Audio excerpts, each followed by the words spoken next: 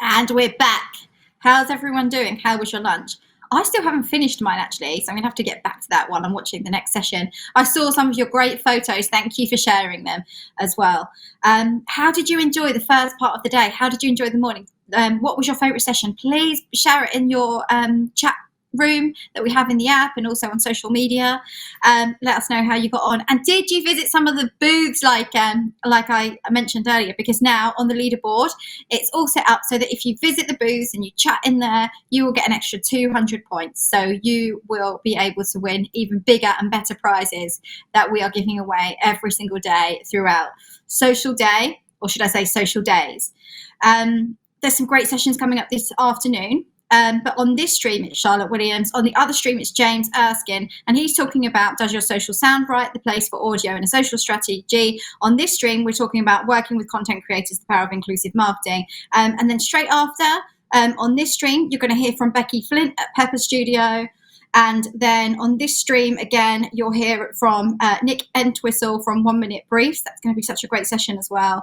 And then we're going to hear a bit about personal branding after that with Christine Gritmon on the second stream. And on the second stream, you're going to hear about TikTok as well, which is all coming up after Charlotte's session. And then after the break again, more great talks from Talkwalker, which is using analytics for better campaign management, and then also brand activism panel, which is going to be absolutely cracking. If you heard the Social Day podcast with Falcon earlier on last week. And then finally, influencer marketing with Ben Jeffries, and also your social media Q&A quiz, where you can earn even more prizes. So it's going to be absolutely fantastic.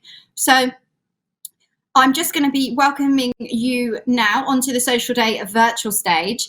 We are going to welcome the fantastic Charlotte Williams from 7/6 Agency. And in this talk, she is going to be discussing the importance of working with a diverse group of content creators ethically and commercially. And she's going to talk through unconscious bias, best practices, and examples of previous campaigns. This is a very important session for marketers, and I hope that you're all going to join in. Feel free throughout this session to hit the discuss button and chat and ask questions for Charlotte, and we'll come back at the end of this stream and I'll put your questions to Charlotte as well. So have a fantastic session. Let's welcome to the stage, the virtual stage, Charlotte Williams, 7/6 Agency.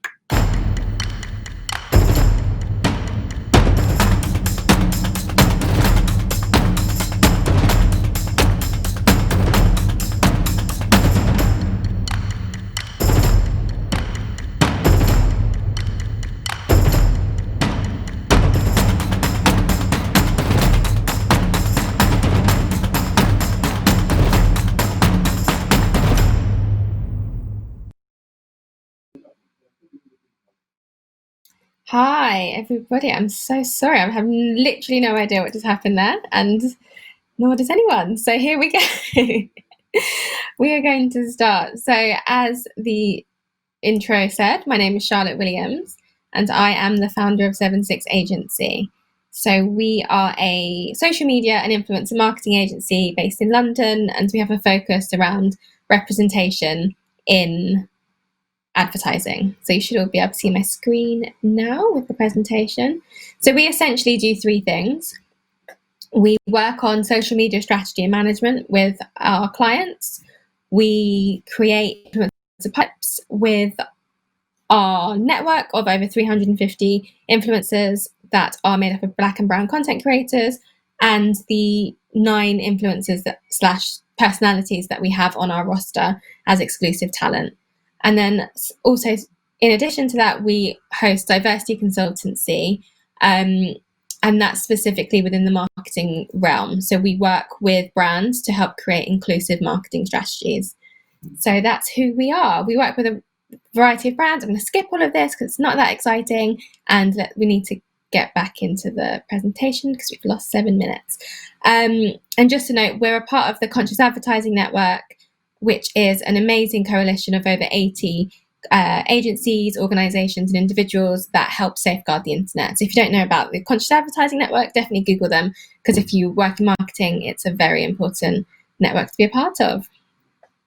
So today I'm going to talk about the power of inclusive marketing. Inclusivity is a term that we talk about a lot alongside the word representation and being representative. I think the word diversity has had its day. It's a buzzword that we've all loved, but I think it's time to say goodbye. So I'm going to talk about why that is.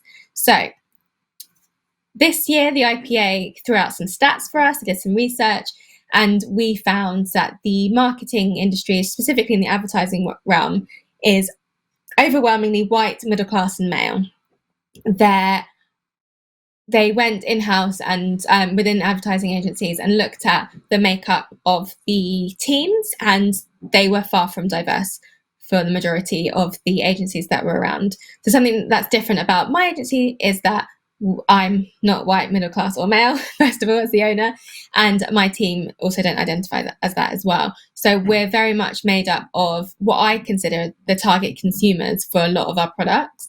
And there's a variety of age ranges, and I think that's really important when we talk about being inclusive. So start off with one of my favorite cheesy sayings, quotes. So diversity is being invited to the party. Inclusion is being a member of the party planning committee.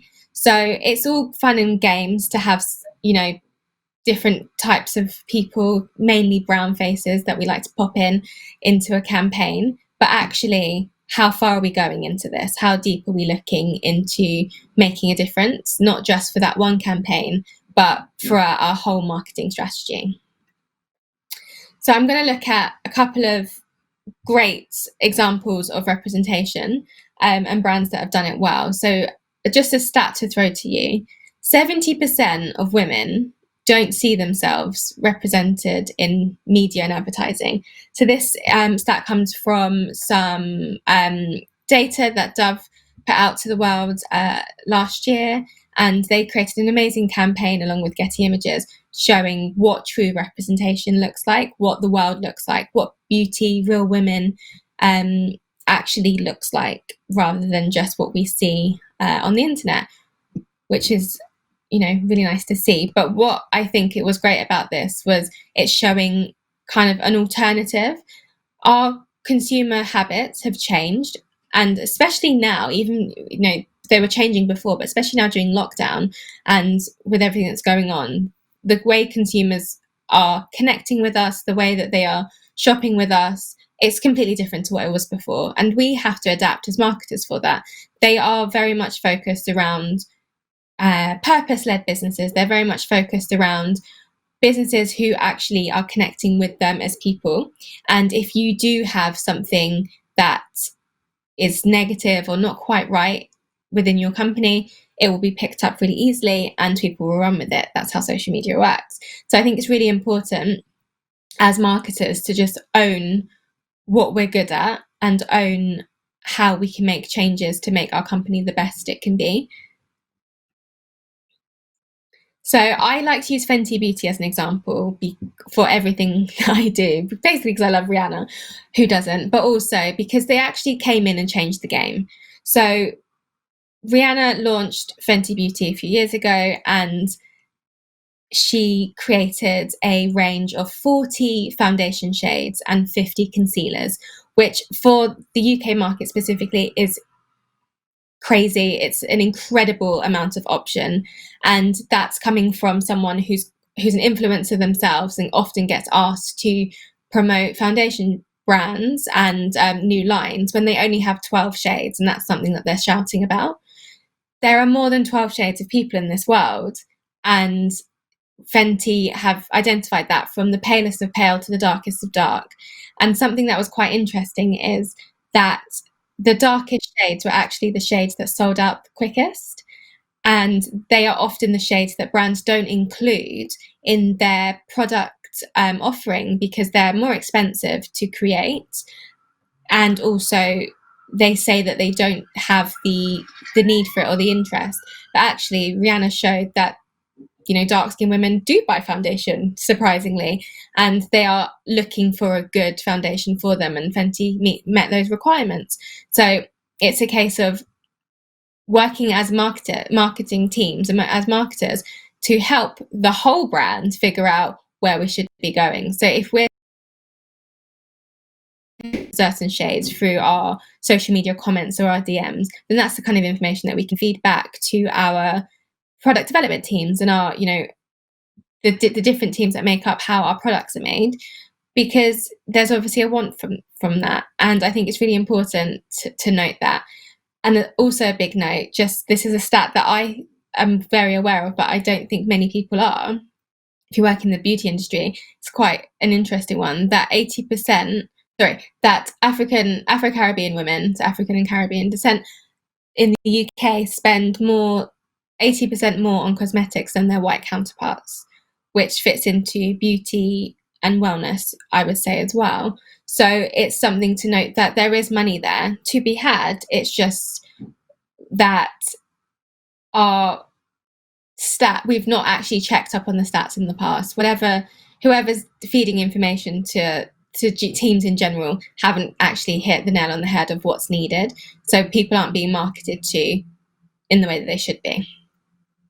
Another example of Fenty and Rihanna doing well is their launch of Savage, which is their lingerie offering, which it was really exciting when it came out. They had a fashion show last year with Amazon Prime. They streamed it on there for New York Fashion Week, and they showed what inclusive sexiness looked like.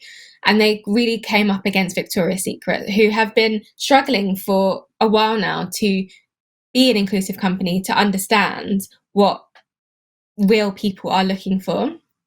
As consumer habits have changed, they are no longer looking for that fantasy, that perfect body, that perfect person to aspire to be. They're looking for real life examples. And it got to a point where even their CEO didn't understand that and released a quote saying that people were looking for fantasy and not for plus size women in underwear, when actually Rihanna launched her Fenty Savage New York Fashion Week catwalk show, and it had pregnant women, plus size women, women with visible disabilities, men, gender neutral, anything you could ever imagine. It was in there, different shades, different body types, anything that you could think of, because she wanted to showcase what real women and real people looks like, rather than this fantasy. And she, I would say, and her team are more in touch with the current consumer trends, because that's what they're looking for.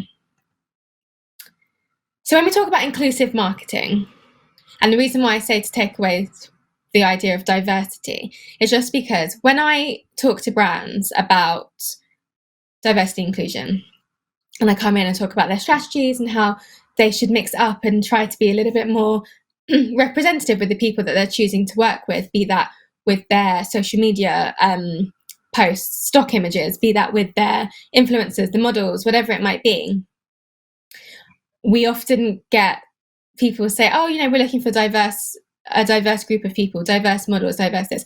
And when I hear that, I always chuckle a little bit, because I think I'm considered a diverse person, which, if you said that to me, is a very weird thing to say. You are a diverse influencer. That actually doesn't sound like grammatically correct, to be a diverse influencer. I'm just a Black influencer, or an influencer who happens to be Black. So I think it's really important to take away labels and take away that idea of we're looking for diversity, and figuring out, first of all, the correct language to use, but then also figuring out how that you can do that, but keep it really authentic and organic, and create something within your team that doesn't involve tick boxing. It involves a natural idea of creating an inclusive environment, and that also stems from the environment that people are working in, rather than just the campaigns that you're putting on. So when we think about diversity, we don't just think about race, and right now there's a hot topic around racial diversity, but let's talk about gender, let's talk about age, which is a really big one that gets often missed out. Class is the one that I always talk about, that gets often looked over. Ability, religion, sexual orientation. Let's look at it as a whole and see who our customers are and how we can make them feel comfortable with shopping with us, not in a way that's showy to exclude some people that don't actually understand why we need to be inclusive, but in a way that it's so normal and natural that we don't have to shout about it. It's just part of our brand strategy. Because otherwise we'll be continuing to work in a way that has been working for so long, for so many brands, but actually is really behind the times, really, I'd say, unsettling, and also exclusive and excluding a lot of people from your customer base. So lots of brands that have been picked up in the last couple of years for working on campaigns that just didn't hit the mark, that if we look at, Revolve taking on a whole group of people onto a influencer trip that pretty much looked like one type of person. ASOS get this a lot with just inviting white influencers who also look quite similar on press days, rather than being, more of a diverse group. We've had body positivity focused campaigns that actually completely ignore where this origin stems from, the body positivity movement. So I think it's really important to just understand that as much as you might be doing something because you think it's right, we always need to think about doing the research further in, and get ourselves out there to be actually doing things in a way that's going to benefit the company. So the Black Lives Matter movement had a resurgence in May. So from there, diversity and inclusion are on the lips of every company, but also every marketer. So it's really something that's a hot topic right now, and it's something that we all need to be clued up on. The Black Lives Matter movement isn't just what diversity and inclusion is about, but it's definitely brought up a lot of conversation recently. So a lot of you may have been on social media around that time and posted on your feed the black square, and then may have got some positive feedback or some negative feedback from it. And then after that, we sorry, can we just not speak in the background because you're distracting? So the Black Lives Matter. I'm so sorry. Uh, Sorry, I can hear Alex talking over me. Anyway, so the black square, and then the I've got totally distracted because everyone's talking about it. Right, so the black square that gets shown up on social media, and then you would have got some positive feedback or some negative feedback from it. And I think it's really important to understand where you need to go from there. So if you haven't created your anti-racism agenda from that happening, I think it's really important to look at that now and to work with someone who can help you with that. If you have, that's amazing, and continue the great work. So I did a talk really early on, or an IGTV video actually, really early on in late May, early June, about racism and my personal experiences. And something that I really honed in on is the idea of anti-racism, which is somewhat of a buzzword right now. But it's just to remember that we have different forms. Racism is shown in different forms. So we have our active racism, people who are overtly racist, people who are shouting at us and saying things that they probably can't change their minds. We have people who have formed microaggressions, which if you've had diversity and inclusion training in your company, then you would understand what that means. But basically it means thoughts in your minds that you have kind of projected onto someone else. And then after that, we have people who aren't actually doing any of these things, but not helping to end the struggle of lack of equality between Black and people of colour. So I think it's really important to put together an agenda as your team to really understand how you're going to make an impact and make a difference, because that's where we need to sit right now.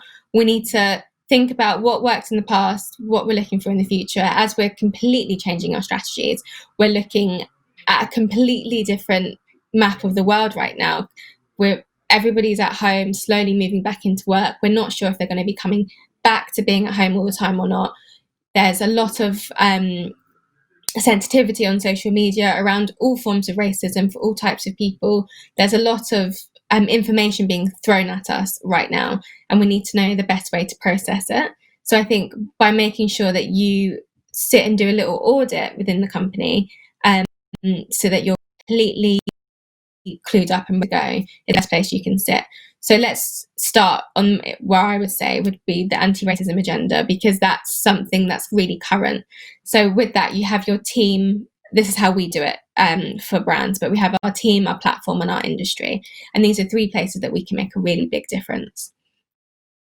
So team, I always say that the team is the hardest thing to change. Obviously, if you're an exec or a junior, you don't actually have the ability to make any hiring or firing decisions. So I think it's really important to see where you can put an input.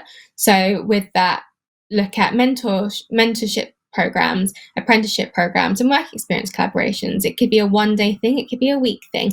You have to look at where you can make a difference, because as I've put in the quote, micro actions can result in macro changes. So by having people come in for small amounts of time, it can not only help their career prospects, but also it can make real differences within your company, so that you can really understand different cultures, different people, because majority of marketing teams, in-house and agency side, are made up of one type of person. It's very rare for me to go into an office and look around at a team and they are super diverse in all senses of the word. So I think it's really important to find people where you can.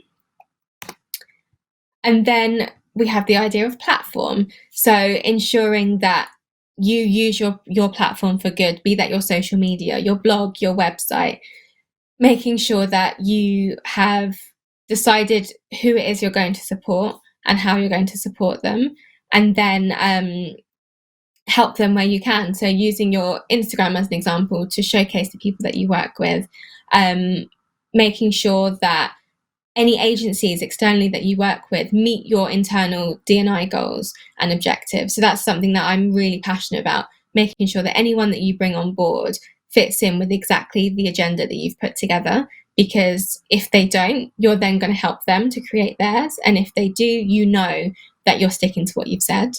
And then setting clear targets and goals. So being really clear about it and saying, okay, so we're working with 10 influencers on this project. 5 of them need to be people of color. And out of those 5, 3 of them need to be black, as an example. And then you know that you've got a 50-50 split of white and people of color. And then you can kind of do it however you feel good about it. But I think it's really important to force yourselves to make change. And it's really easy to say things, but at this time we need to actually make a difference and make a change, because the social media police are out there. Everyone's watching what everyone's doing, and if you don't do what you say, it will be really easy now to be picked up on, which I think is a great thing. So that's just something to think about.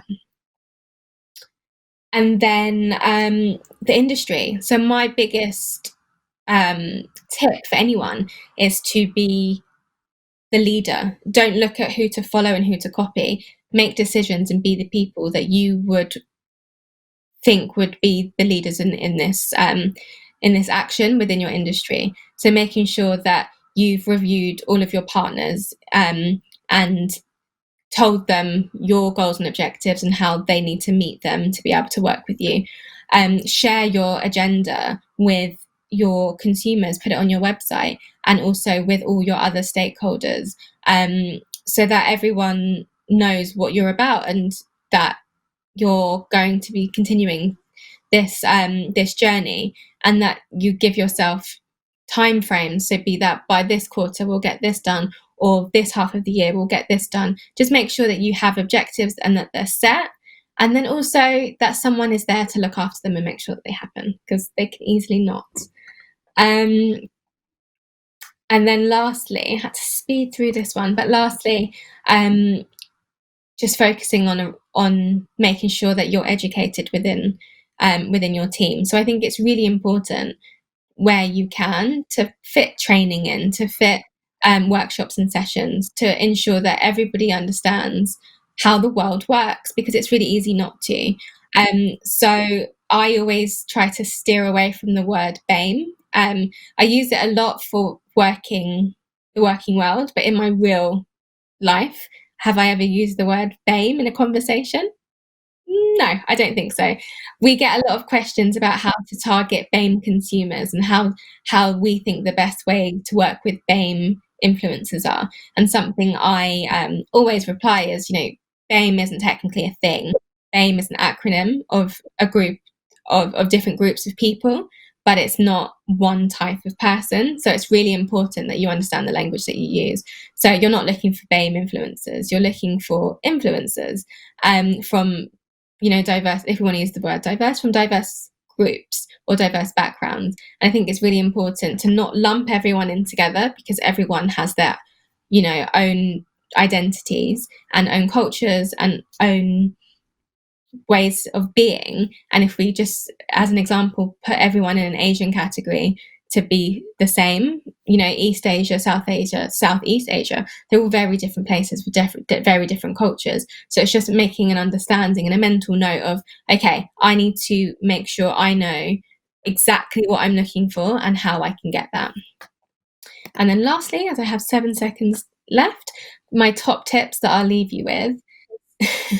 So just make sure that you're researching your customers you can do it through focus groups, data. Social media is obviously the greatest place to understand your audience and see who you're failing to reach, and then create a plan on that. Create campaigns that target multicultural customers. So don't just focus on one type of person. And if you want to reach different people, and depending on your market, then create something specific for those types of people and get someone in to help you with it. Diversify your creative team. Make sure that your external partners and your agencies that you work with are not just one type of person. If you don't have a diverse team within your house, then go out there and find people that can help diversify your mindset. Ensure all of your team has access to diversity and inclusion training. I think that's really important. And then set some clear goals and objectives around how you're going to people, customers alike. And then, just as I said before, make sure your culture, your workplace matches your consumers. You want to be super diverse with everything you're doing. And also that comes from training and language. And then strive to be the leaders and not the followers. So that's my biggest tip. Don't wait for someone to tell you what to do. Take action yourselves and make it happen. And that's that. So there we go. That is everything in a really quick nutshell on creating an inclusive strategy right now during this time. Does anyone have any questions?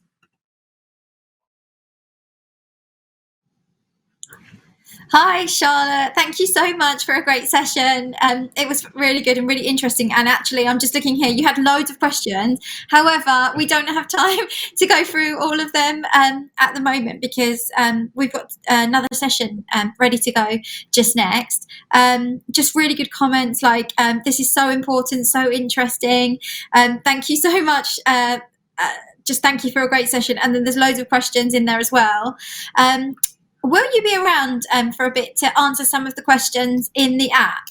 Yeah, got it ready to go. Thank you so much. It's in if you look on your session on the app, there's loads of comments in there for you. People just asking some really, really thought-provoking good questions that I hope you'll be able to answer. And I'm sorry for the little bit of technical issue that we had at the beginning of the session. Sorry.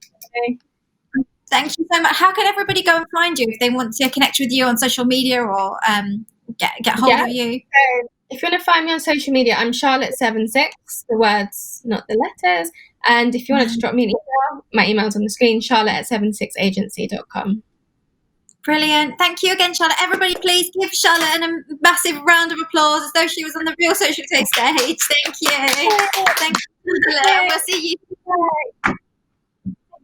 Thank you.